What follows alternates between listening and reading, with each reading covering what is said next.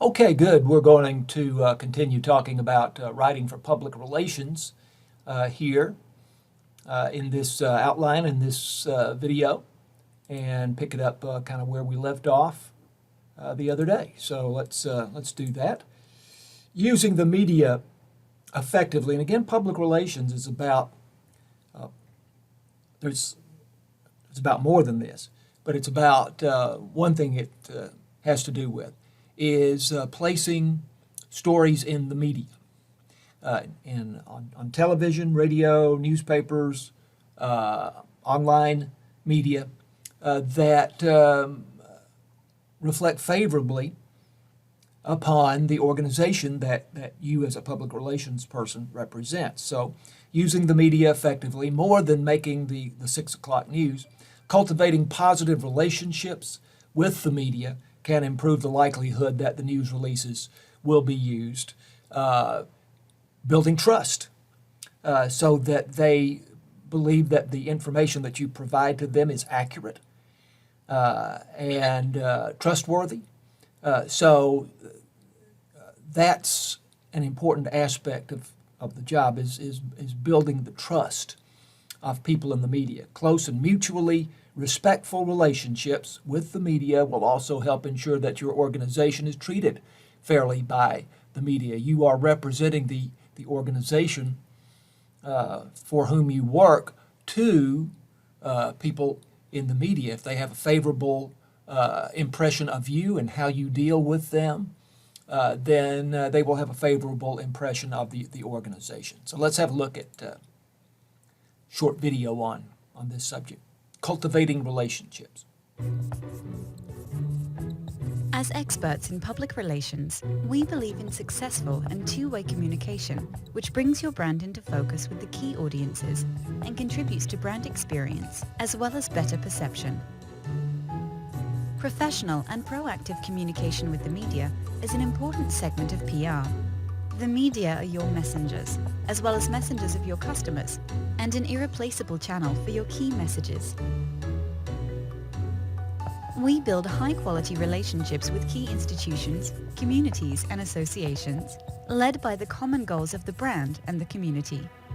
Successful cooperation with influencers is of great importance when positioning a brand and creating the image. Praise from a person the customers trust goes a long way. We communicate key brand messages to customers, listen to their needs, and build trust. Customer trust is the pinnacle of all our PR efforts. Quality internal communication conveys key brand values and messages to all employees. Employees are key ambassadors of your brand. Public relations in crisis is a first step to restoring the trust of your customers. Timely and strategically planned communication is our proven formula. Creative events are the largest platform for all our magic. In event management, we're very demanding and leave nothing to chance. But once we put all the pieces together, our playfulness comes to life. Okay, I'm going to pause that there. It's getting beyond the area of writing so much, although that's fine. It's not all about writing, although that's what we're focused on primarily here. You notice she refers to internal communications.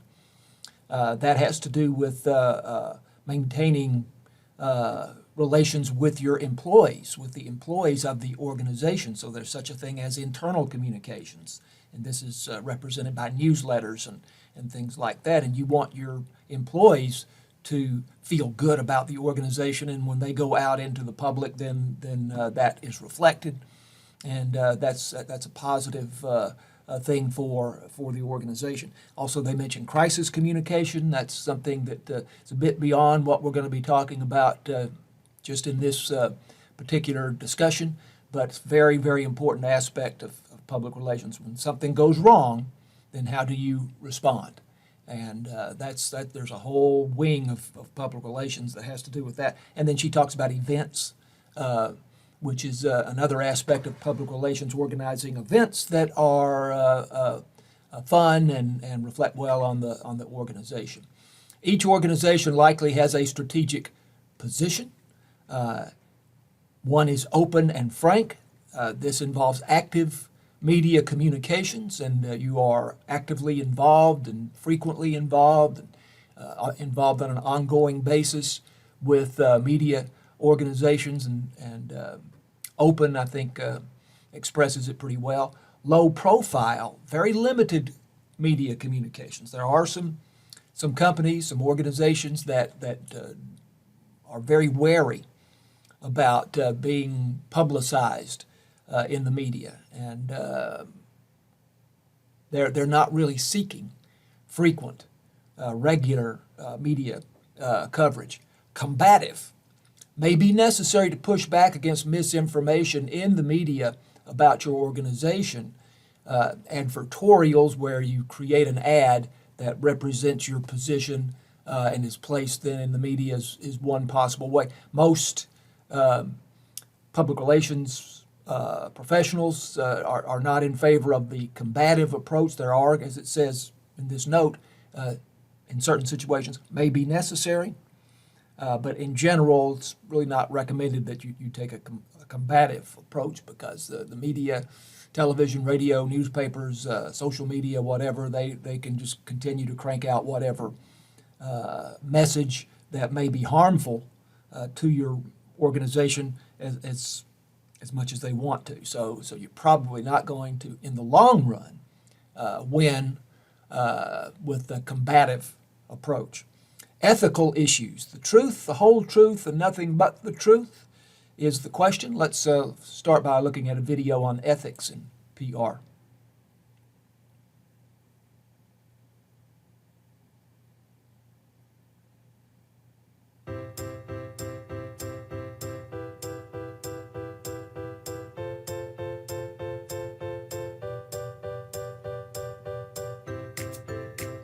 Brand transparency that they're referring there has to do with, again, that open and frank communication, that you don't have anything to hide.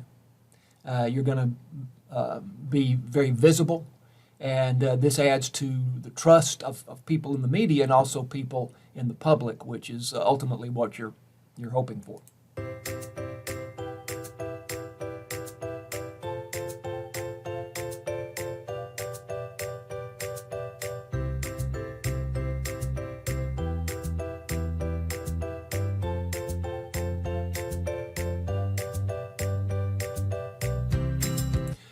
Here it says real stories, authentic content, genuine connections that will promote the brand. So again, it's important to be trustworthy and accurate in the information that you put out to the media.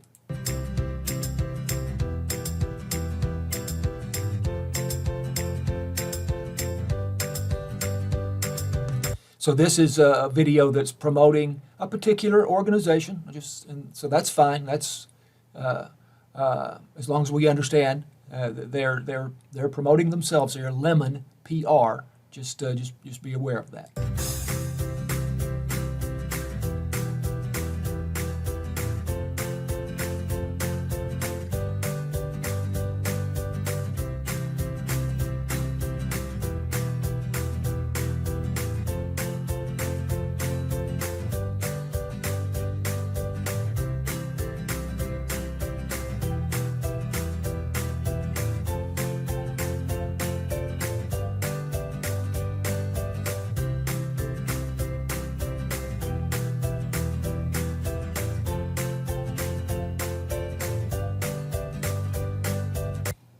So stop on this for a moment. We believe that successful brands, and a brand is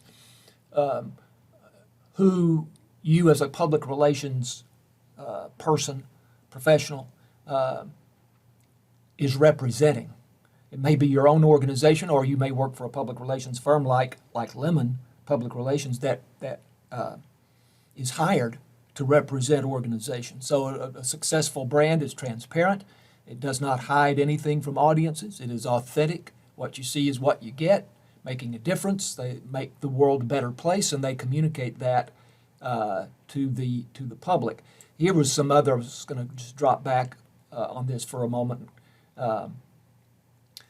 The services of this particular public relations organization include media relations, working with the media, which is mainly what we've been talking about. Social media management, increasingly important. Maybe it's the most important thing. Event coordination. We talked about creating events that the public will enjoy and that will reflect well on the organization. And influencer outreach. There's such thing as primary influencers and or opinion leaders. And if you can identify those people, they then influence other people. And in one way or another, everyone may be an opinion leader of some kind. If we can identify who those people are, then that can be helpful. Let's pick this up again.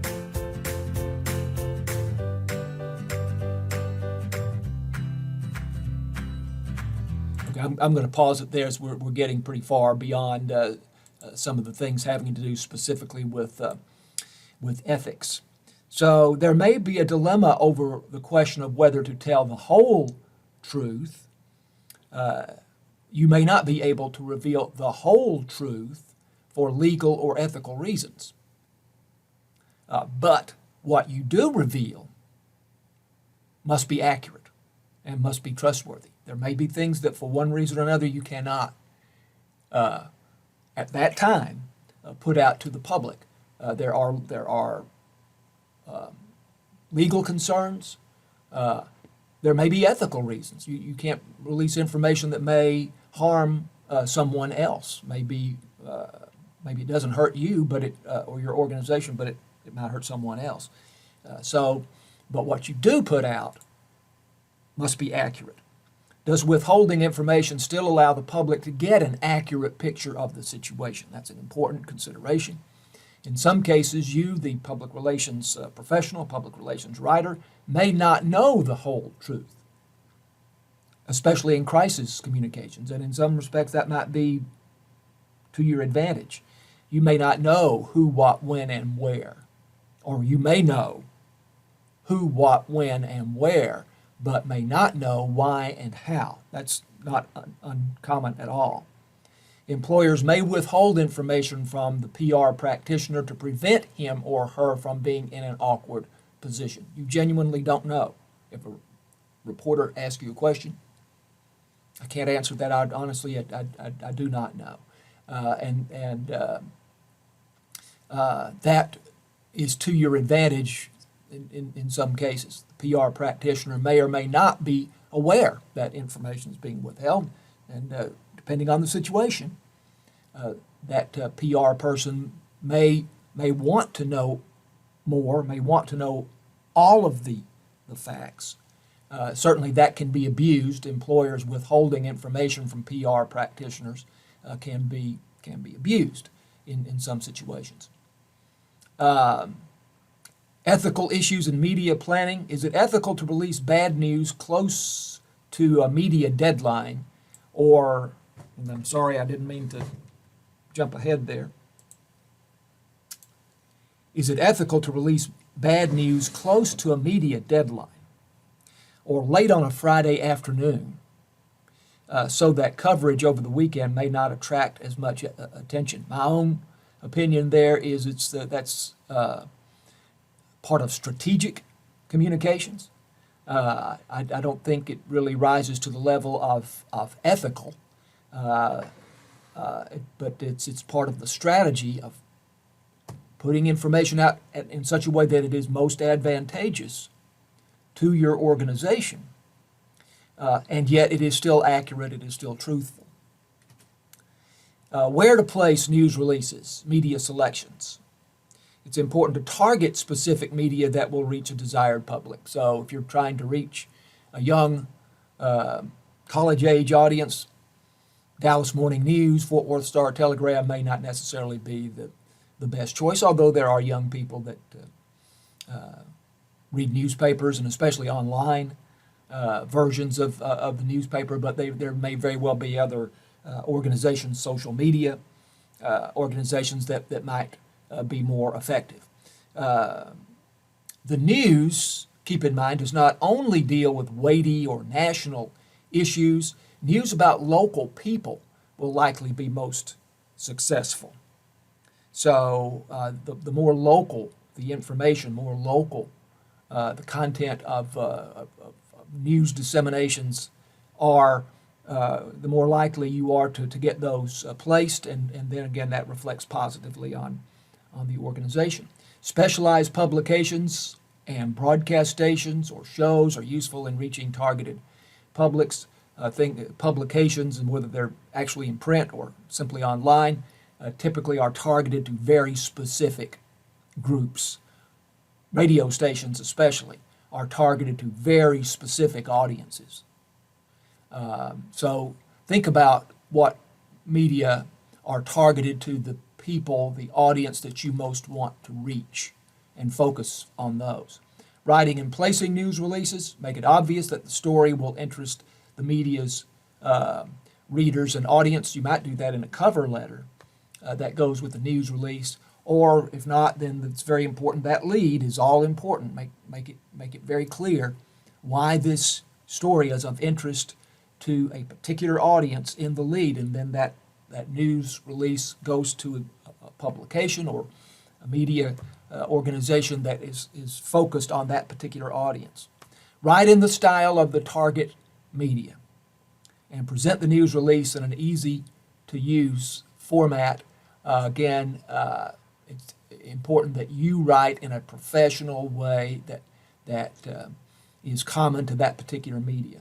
It may make the difference in whether or not the story is used, and will probably make a difference. If it's not, if you don't write in the style of that particular media, then they're not going to take you seriously.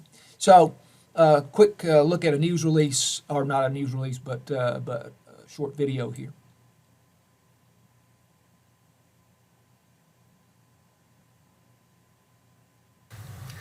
Hi, I'm Robert Imbriali, the Motivational Marketer, and I want to talk to you about press releases today. I know this has been a topic that's been talked about for years and years and years. A lot of people have used press releases. A lot of businesses use press releases to reach the media, but things have changed a little bit these days, and really what we're looking at is not just the printed media, the newspapers, the magazines. Those are sort of the primary places that you'd send your press releases to, but there's a whole new category today of places that your press release should go to. And if you're not thinking about this, really start using it. There are a number of websites that will start releasing your press releases now to blog websites. You might say, well, who cares about blogs? Blogs are just people rambling on. That's right, some of them are, but there are a lot of them that have a tremendous number of followers and a tremendous number of readers that are much more than that. And one comes to mind is the Huffington Post. That thing is as large as a regular printed newspaper. They have staff in many cities, thousands or millions of readers of that thing, and they look for press releases. Your press release could get released onto a website like that. So that would be one that I would include in my list of places to send a press release. But there are hundreds of thousands of blogs out there, 300,000, 400,000, 500,000 blogs with large enough reader bases where it makes sense to send press releases. Now, I'm not asking you to go out to find the 300,000 blogs you should send your press release to. There are companies that will do this for you, and you need to search them out because that is the emerging market. That's really where the energy is. And I got to tell you something, if you want high rankings in Google, you need a lot of links back to your website. Blog sites, guess what they can do? They can include a link back to your website. Google will index a blog faster than anything else out there. Blogs and video, the two number one things that Google is indexing. So you'll get a lot of links back to your website, which will raise your page rank and will raise the amount of traffic that you get. So get in the habit of sending press releases. I would do a minimum of one a month. If you're more aggressive, one a week would be more preferable. And then get those press releases not only to the regular media, but also to the bloggers. I'm going to pause him there. And of course, social media figures into that as well. So it's the approach certainly has changed in recent years. Okay, we're going to leave it at that as far as public relations writing is concerned, and we'll see you next time. Thanks.